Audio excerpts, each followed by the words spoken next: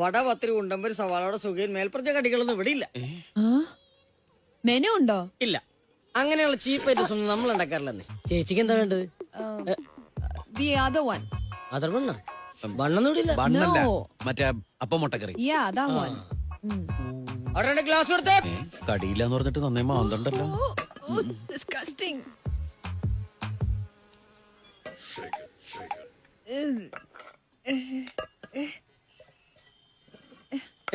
എന്താ ഇത്? അപ്പം മുട്ടക്കറിയും പുട്ടും കടലയും. അത് മനസ്സിലായി. ഈച്ചയൊക്കെ വന്നിരുന്ന ഭക്ഷണമാണോ ഇവിടുത്തെ ആൾക്കാർക്ക് വിളമ്പുന്നേ? ഇത് ഞാൻ വളർത്തുന്ന ഈച്ചയൊന്നുമല്ല.